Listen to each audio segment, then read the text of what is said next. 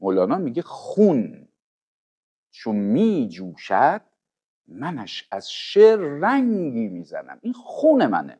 قطره دانش که بخشیدی ز پیش متصل گردان به دریاهای خیش. حالا این تعبیر منه که از این ابیات دارم میکنم. میدونی چی کارش میکنه؟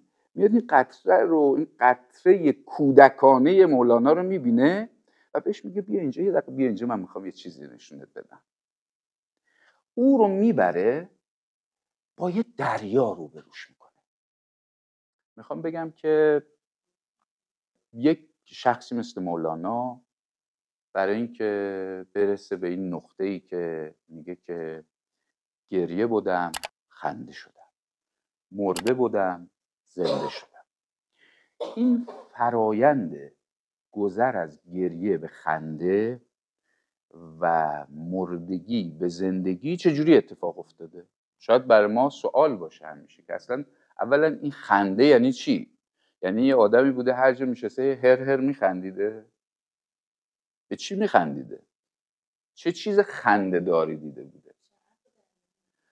یا اینکه در وجود این یک انبساط و گشایشیه در مواجهه با چیزیه که اون چیز یک امنیتی به این آدم میده که همه وجودش آرامشه، همه وجودش خنده است، همه وجودش گشایشه، اونجا دیگه بستگی وجود نداره.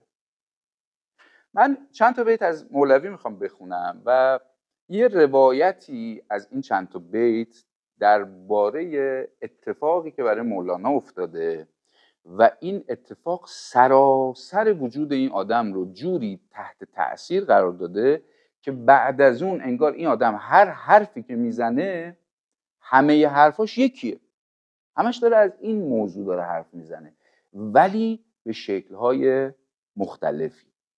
و اینکه وقتی که حرف میزنه واقعا مولوی شاعر نیست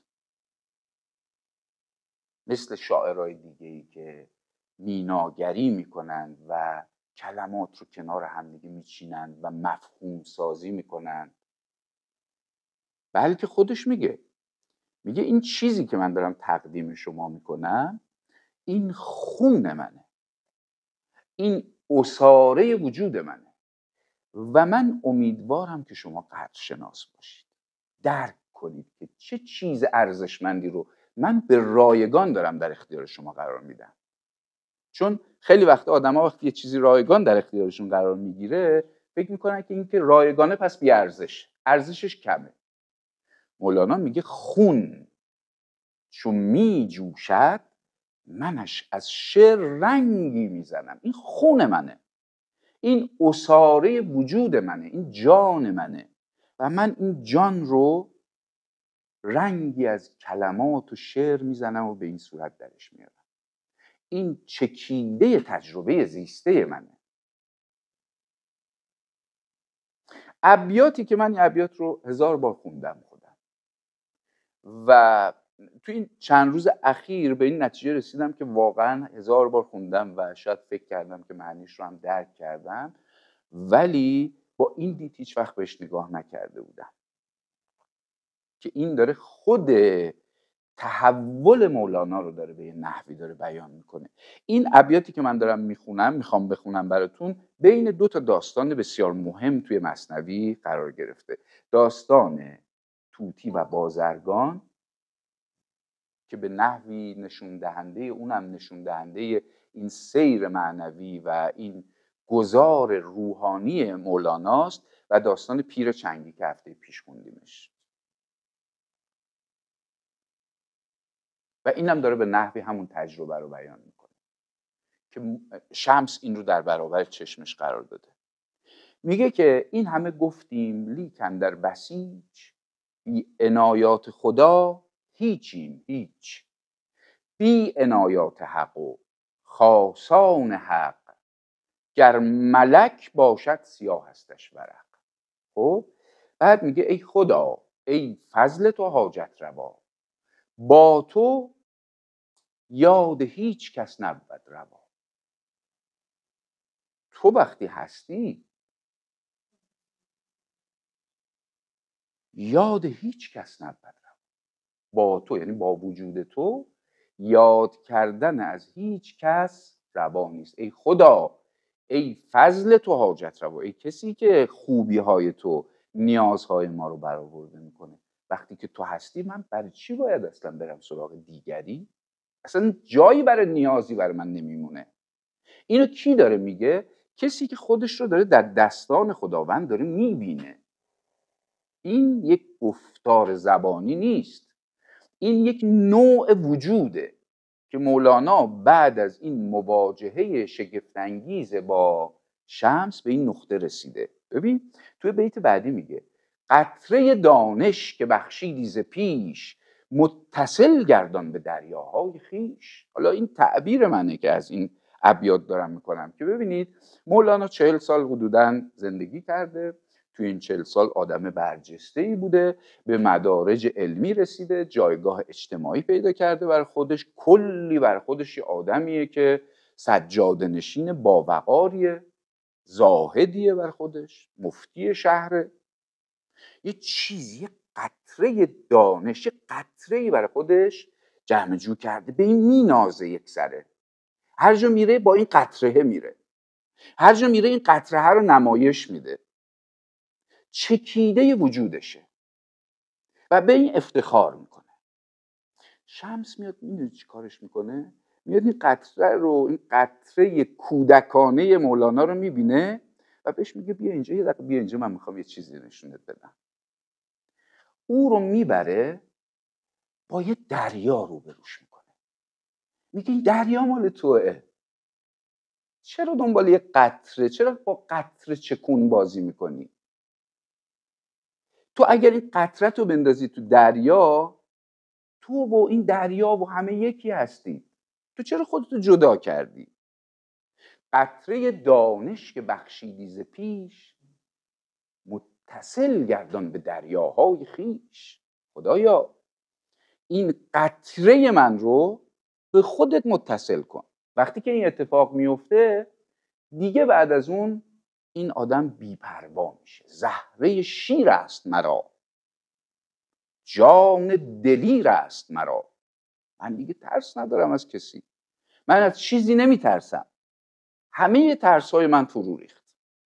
چرا که خودم رو در دستان کسی میبینم که قادر مطلقه، مشفق، دوست منه.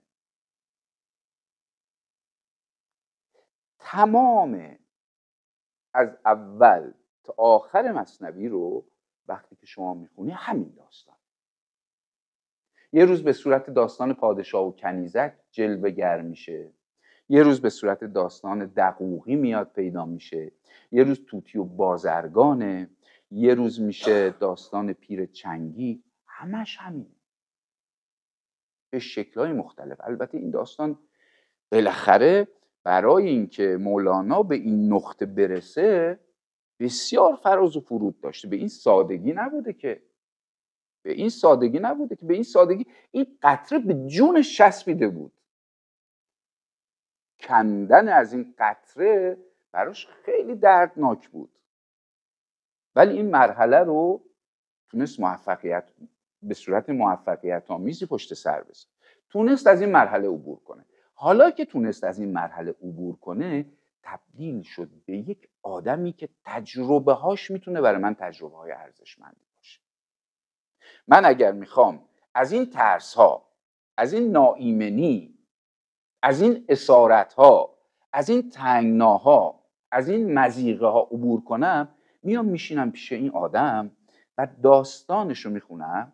میگفت بشنوید ای دوستان این داستان، خود حقیقت نقد حال ماست آن. نقد حال کیه؟ نقد حال من مولویه و شما هم خودتون رو میتونید تو این آینه صیقلی شده ببینید، نه اینکه من فقط دارم نقد حال خودم رو میکنم. خب به چه درد شما میخوره؟ به چه درد تو میخوره من بیام از خودم تعریف کنم؟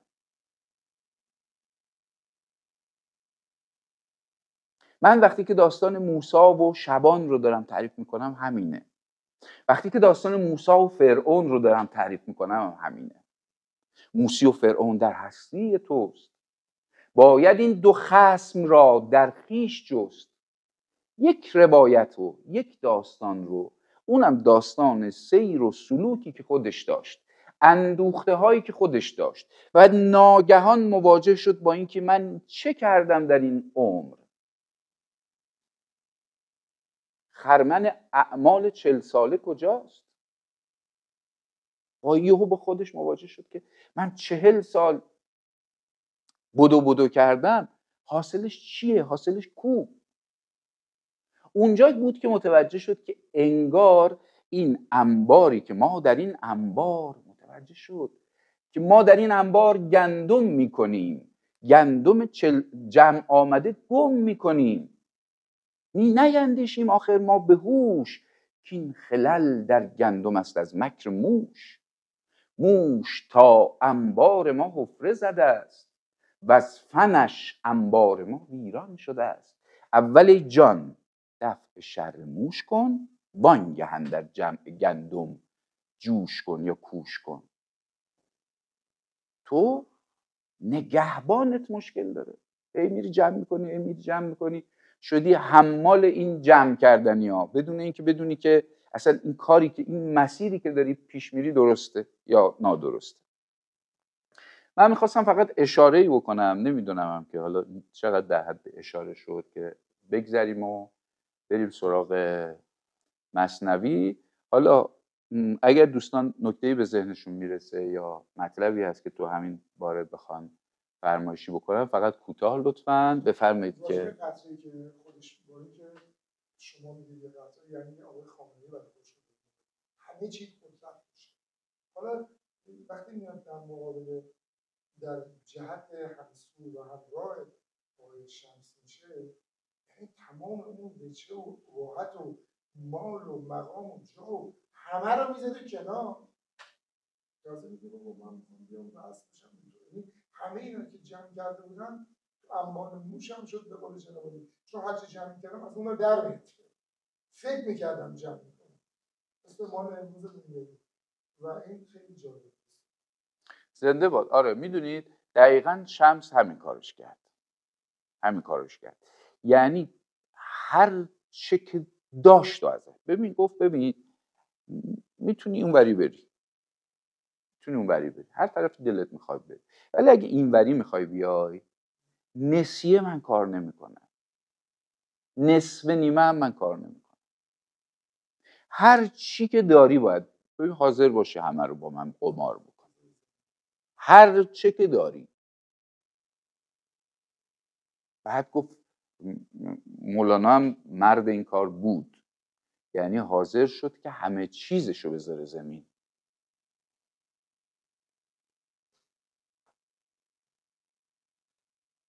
حتی علایقش رو ازش گرفت. اینو نباید بخونی، این کارو نباید بکنی، اینجا نباید بری، اینا نباید بیان. مریداش میومدن دورش، مرید داشت، گفت که تو شمع شدی، قبله این جمع شدی، برای خودت تو بالاخره جایگاهی پیدا کردی. اون چه که من میخوام به تو بدم بعد از اینه که از همه این چیزا گذشتی. چون تو قماره دیگه.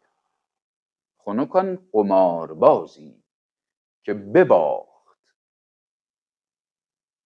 هرچه بودش، به نماند هیچش الا هوس قمار دیگر. هیچی براش نموند، فقط انقدر انقدر وقتی که سبک میشد بعد به این رسید که اصلا قرار نیست بعد از این اتفاق چیزی به من بدن. مگه آدم از بیماری رها میشه دنبال اینه که بعدش اتفاقی بیفته؟ مگه کسی که میره توی حمام چرک از تن خودش میشوره و پاک میشه و سبک میشه و میاد بیرون بعدا میگه یه چیزی به من بدید، یه جایزه به من بدید؟ چی شده؟ من رفتم حموم خودم رو تمیز کردم. بعد فهمید که چقدر خوبه، چقدر راحت شدم من. چرا اونجوری بودم؟ چرا بعد من اسیر بودم؟ اسیر ننگ و نام، اسیر تمام اون چیزهایی که دیگران به من، از جانب دیگران باید به من میرسید. توجه دیگران، این که به من بگن مثلا حاجی، این که به من بگن اوستا، این که به من بگن استاد، این که به من بگن چه میدونم یه برندی بشم برای خودم توی کاری، توی چیزی، یه کاری بشم، دیگران بیان رو من یه ارزشی بذارن. بهش گفت تو اگه خودت ارزش داری دیگه نیازی نداری که کسی به تو ارزش بده. اگرم ارزش نداری بازم چه فایده داره که همه به تو یه چیزی بگن؟ تو که در درون خودت خالی هستی. تعریف و تمجید و اسم و رسم و اینا به چه کار تو میاد؟ کجای وجود تو رو پر میکنه اینا؟ وقتی که اینو فهمید، بعد از اون دیگه اون اتفاق بنیادینی که دیگه اصلا کلا هر چیزی رو که نگاه کرد، همه دنیا، همه پدیده ها، همه روابط، همه آدم ها، همه چیز براش یه معنای تازه‌ای پیدا کرد. مثل یک کسی که تازه انگار الان از مادر متولد شده. جان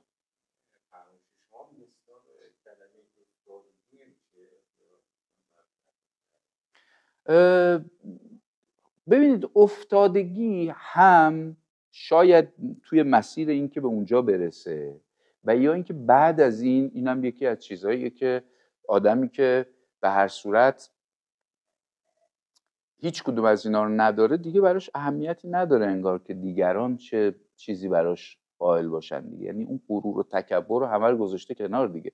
مولانا خودش ابیاتی داره، من یه ابیات زیاد خوندم اینجا، میگه که من سجاده نشین با وقاری بودم، یعنی برای خودم یه اباحتی داشتم، تو بازیچه کودکان کویم کردی. یعنی الان منی که برای خودم یه پرستیجی به قول امروزی ها قائل بودم، الان دیگه اصلا برای مهم نیست که دیگران چه فکر بکنن. اگه الان ببینم که دوست دارم یا اون بچه ها دوست دارن که با من بازی بکنم، من ممکنه برم بشینم تو کوچه، تو زمین با اینا مثلا تیله بازی کنم. مثلا به قول خودمون دارم میگم دیگه برام اهمیتی نداره تو چی میخوای فکر کنی. اگه بخواید میتونیم یه ذره گفتگو کنیم حالا در مورد این موضوع، یا اگر آره دقیقاً میدونید یه بخش مهمی انگار از زندگی ما رو داره میخوره، داره میبلعه. من به جای اینکه به یه چیز با ارزشی مثل این میمونه که شما یه سرمایه‌ای داری، یه پولی داری، قراره با این پول خودتو برسونی به مشهد، بعد وسط راه برای یه چیزهایی که اصلا هیچ ربطی به تو نداره، هیچ ربطی به راه تو نداره، هیچ ربطی به موفقیت تو در رسیدن به اون مقصد نداره، تو داری یه سری پولاتو داری اونجا خرج میدی، به هرز میدی یا هدر میدی یا داری از بین میبری. میدونی به این جهته که میگفت که زاهد ترسنده میتازد به پا، عارفان پرانتر از برق و هوا. مثل برق یکی میره، یکی هم داره جون میکنه راه میره. برق سرعتش، خب اونا مثلا یک کسی مثل مولانا نمیدونست که مثلا چقدر مثلا سرعت نور اینا. آره. حالا به قول خانم حسین زاده چراغ مرده کجا، شمع آفتاب کجا، به قول حافظ البته. دارم یه جوری ما من خودمون دیگه، پس باید اون من رو خرابش بکنیم، از اون من رد بشیم تو تازه چشمون بیاد افق جلو. اینجا خیلی حرف درستیه ها، اما به قول این بیت معروفی که هست و بیت معروفی که هست که میگه آقا خیلی ساده است، ساده است، 2 قدم بیش نیست این همه راه کوتاه شد سخن کوتاه، 1 قدم بر سر وجود نهی وان دگر بر در ودود نهی. ببین چقدر ساده است. خب آفرین، ساده است ولی آسونه. وقتی که شما ببین مثلا شما ببین دیدی تصمیم میگیری مثلا میگی من میخوام وزن کم کنم، فردا شروع میشه، همه مهمونی ها شروع میشه، همه غذاهای خوشمزه شروع میشه، همه اتفاقاتی که تو رو تشویقت میکنه تحریکت میکنه به خوردن شروع میشه. یا تو میبینیشون، انگار تا اون موقع آره انگار تو آره میدونی وقتی که تو حرف من اینه وقتی که تو میخوای این فرایند و پروسه رو شروع بکنی اون موقع است که مسائل جدی همه میزنه بالا، چون تو میخوای در برابر یک غول بیشاخ و دمی که یه عمری بهش خوراک دادی، یه عمری تغذیهش کردی، یه عمری پروارش کردی، عادتش دادی، همه سوراخ سنبه های ذهن تو رو میشناسه، فرمانده اونه، اون تو مرکز فرماندهی نشسته. حالا تو میخوای بگی که من پدر تو رو در میارم، اون میگه من پدر تو رو در میارم، حالا نشونت میدم کی رئیسه. خب از اون به بعد شروع میکنه برای تو نقشه هایی کشیدن، تو میای تکون بخوری میبینی که یه داستانی برات پیش اومد. اینه که این بزرگان معتقد بودن که به این سادگی، به این راحتی نیست. یعنی شما توی این مسیر بایستی دستت تو دست کسی باشه،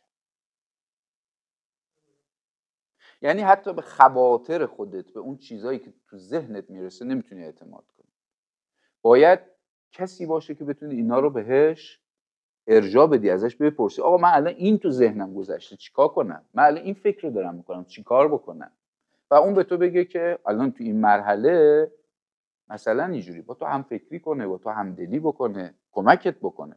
و الا چه بسا که با نیت پاک تو بری بیفتی در دام مسیرهای ناپاک و نادرست که خیلی خیلی زیادم بوده دیگه در طول تاریخ، خیلی زیاد. الان شد خود در مثنوی رو بخونید خیلی زیاد به این موضوعات اشاره میکنه.